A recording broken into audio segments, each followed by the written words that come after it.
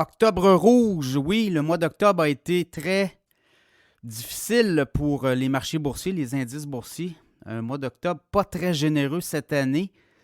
Et on regarde un peu les indices boursiers, le mois d'octobre qu'on vient de terminer hier. Écoutez, là, je regarde un peu vite. Au Nasdaq, c'est près de 2%, 2,9%, près de 3% de baisse. Mois d'octobre. Le TSX a baissé d'à peu près quoi? 1,4%. Le Dow Jones, 1%. Puis le S&P 500, 2%. C'est un troisième mois consécutif négatif.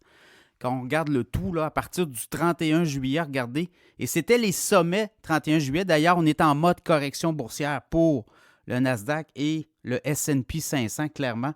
Depuis le 31 juillet, ces deux indices-là sont en train de corriger. Est-ce qu'on va renverser la tendance au mois de novembre?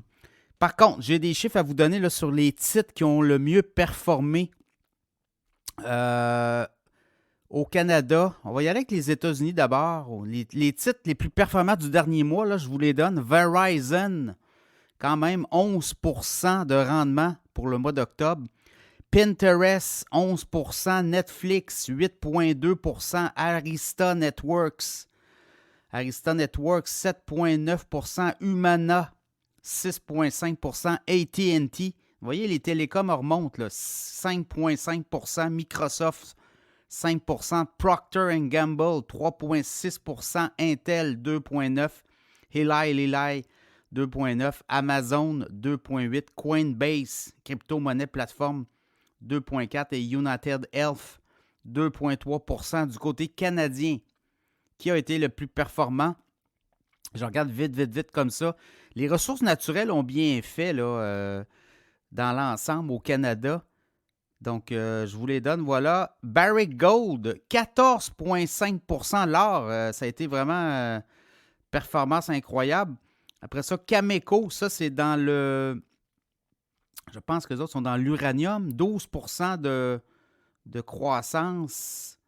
Et après ça, attendez, là, je vais retrouver mes statistiques. Oui, Tourmaline Oil dans le pétrole, 10,1% lors du dernier mois. Après ça, Fortis, 9,5%. Agnico Eagle Mines, également dans les ressources naturelles. Les Agnico Eagle dans l'or, 9,4%, 9,5%. Couche-Tard, 8,8%. Baytex Energy, 8%. ARC Resources, 7,5%. Pembina Pipeline, 7%. C'est comme ça. TELUS, 5,6%. Restaurant Brand, 5,4%.